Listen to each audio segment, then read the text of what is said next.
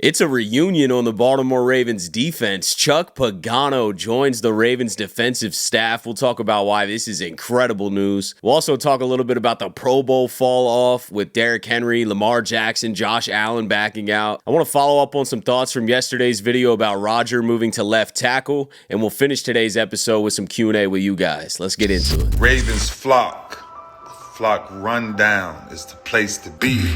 Motionless brainwaves attempt to swim their way to sense, can't tame the untamed. Appreciate you, Ray. What's up, Ravens fans? My name is Ryan, and welcome back to another episode of the Flock Rundown. So Chuck Pagano is back on the Ravens defensive coaching staff as a senior secondary advisor, whatever you want to title the role. It doesn't really matter, right? It's the same kind of thing that we talked about when Dean Pease got brought on last year in an advisory role. It's really just to have another smart mind in the room, and that is what Chuck Pagano provides, no doubt. He has a ton of experience. He started as our secondary coach with John Harbaugh in 2008 to 2010, and then became the defensive coordinator in 2011.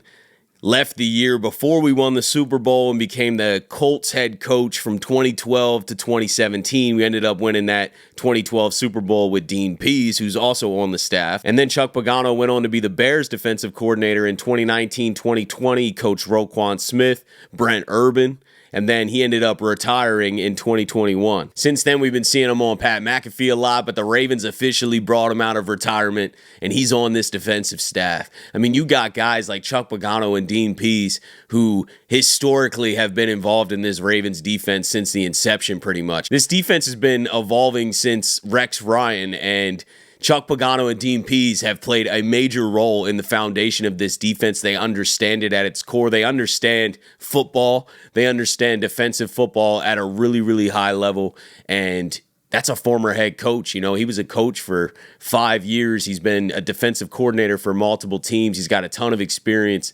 and a lot of core experience with the Ravens. He understands this culture. And I really think this lifts the entire defense, man. It's not just Chuck Pagano, but it's the combination of Zach Orr going through a lot of growing pains, coming out on the other side of it in his first year. Now moving on to year two, we saw the leap that Mike Macdonald took from year one to year two. Mike Macdonald had very similar struggles like Zach Orr did for the first chunk of the season. You know, our defense was not dominant. We were very dominant the following year. So now you got Zach Orr, you know, getting into his second year, feeling a lot more comfortable now, and you got great defensive minds like Dean Pease and Chuck Pagano in the room with a very talented defense as is. It's not like our roster is depleted or anything. We got guys at every position. I think we're going to get back to playing some Baltimore Ravens defense. Not that we weren't towards the end of last year, no doubt. The defense turned the corner once we moved the safeties. Things changed. But I want that to continue. I want that to start right out the gates this year. We got the talent, and we definitely have the coaching staff.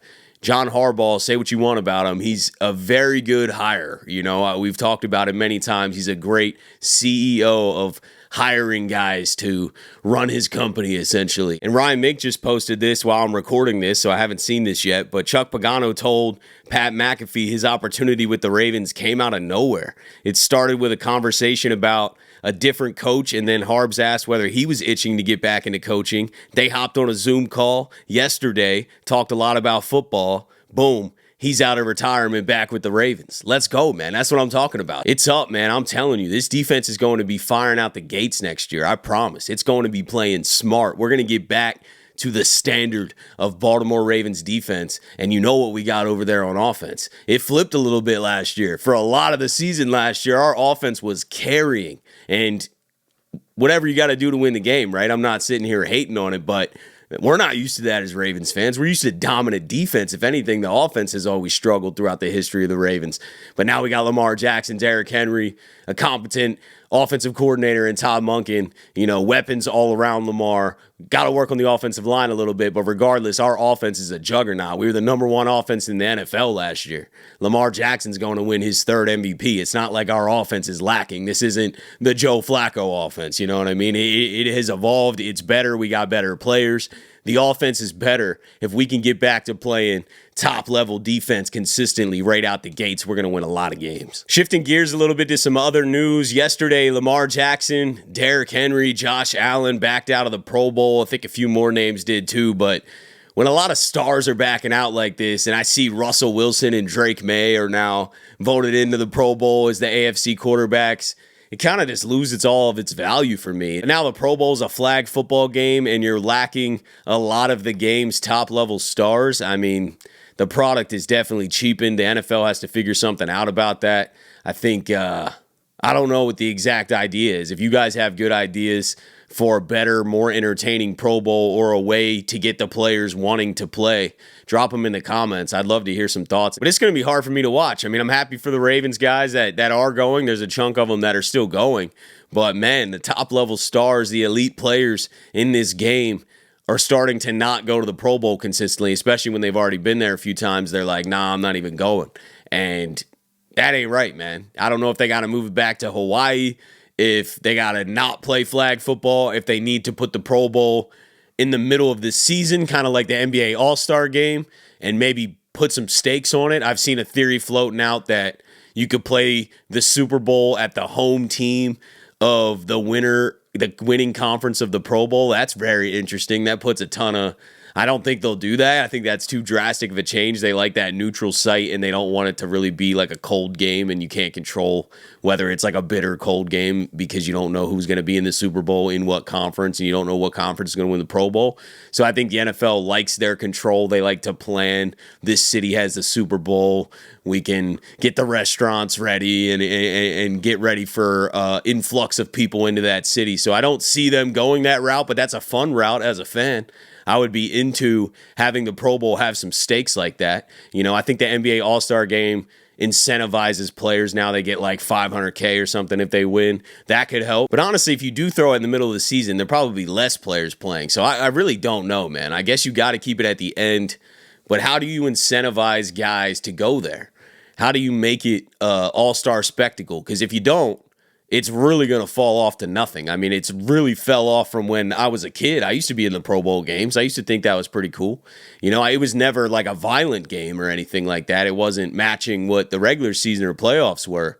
But the Pro Bowl was fun when I was a kid. So what happened? The product sucks now. You know, it's hard to watch.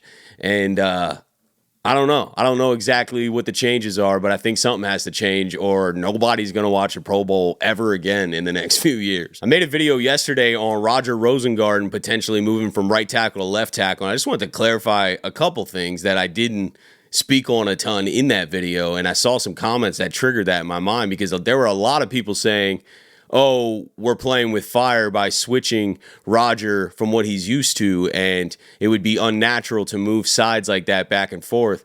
Roger Rosengarten's a natural left tackle. He even went on the lounge and said he's played left tackle his entire life until the last year of college. He had to move to right tackle because he was protecting the blind side of Michael Penix Jr., who is left-handed.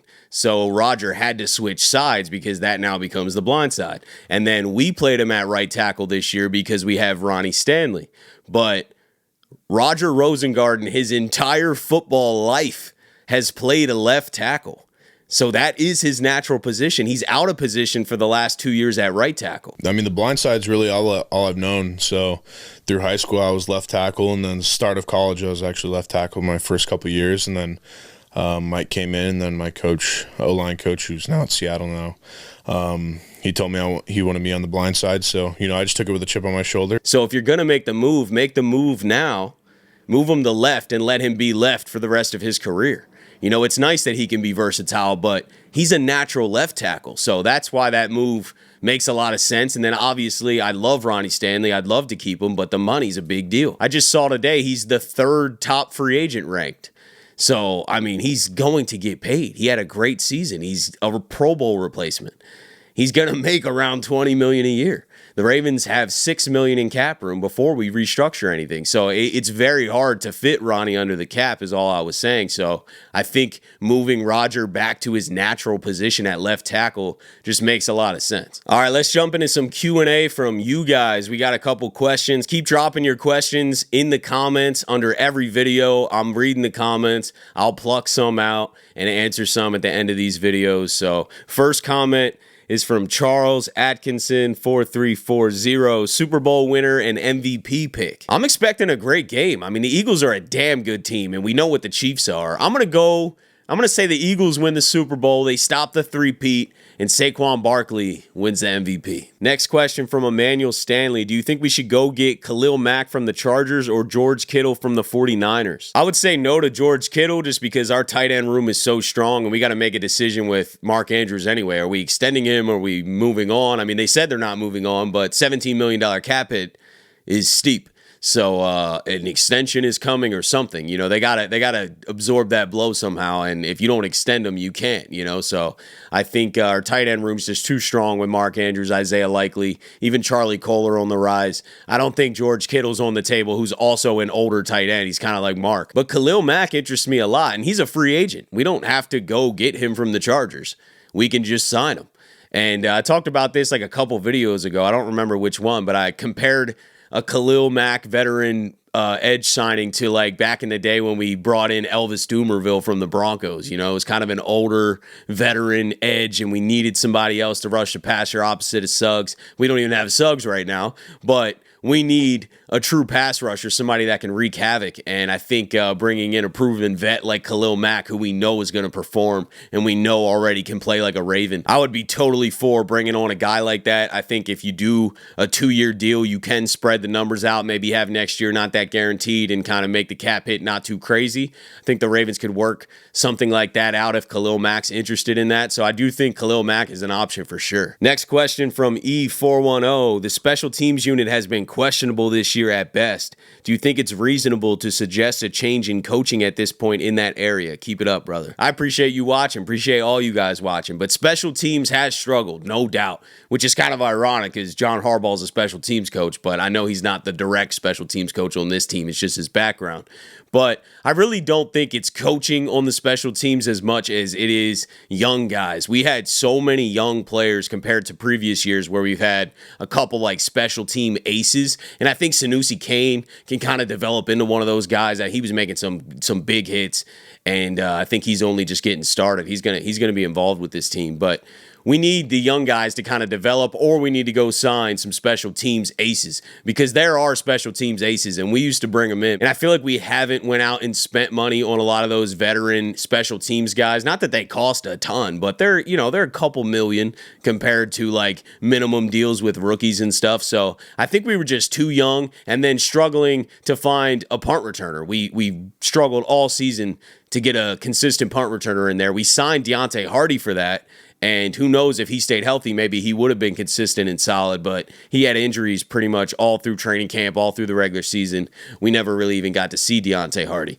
So, yeah, we were rotating Tylan Wallace, Desmond King, Steven Sims at the end of the year. I don't think any of those are the answers. I think the Ravens are going to do their due diligence and bring in a true punt returner this offseason, and I wouldn't be shocked if they do a value veteran special teams ace signing, somebody floating out there, because the Ravens do need to improve in special teams. I just think the drop-off is due to youth over coaching. I think the players were just young and inexperienced. These aren't a lot of special teams guys. We're just taking the rookies and backups and throwing them in there, which I know that's what you usually do, but the Ravens usually put a little bit more effort into who's out there, and they do have big jobs. Like there is an assignment that you still have to play on special teams. So if you're not playing that assignment well, if you're not running your lane like you're supposed to, if you're not tackling, if you're not hitting dudes in the mouth, you're going to get exposed. And we saw a little bit of that this year. We saw a struggle to find a returner, and we saw kicking struggles for the first time, really. I mean, Jordan Stout had a lot of issues this year. He hasn't blown me away yet as a punter. And then Tucker obviously went through that slump. I think Tucker's out of that slump. I think he kind of proved that after the bye and in the playoffs. And I think Tucker's back to Tucker, I would say, until proven otherwise. But it did just seem like it was a pocket. But I get you, man. The special teams was not great this year, but I think it is on the rise as these younger players get better, and I think we do need to add a couple of veterans on special teams and find a punt returner, and you'll see this special teams unit take a big leap. But that's it for today, guys. Let me know what you're thinking. Appreciate you guys, as always, for tuning in to another episode of the Flock Rundown. Have a beautiful rest of your day, and I'll let the greatest linebacker in the history of the game take us out. Ravens Flock. The Flock Rundown is the place to be. My man Ryan has been a lifelong Ravens fan since he was born. The Flock rundown. Nothing gets better than waking up and wondering how high we can fly. Tune in. Motionless brainwaves attempt to swim their way to sense, can't tame the untamed.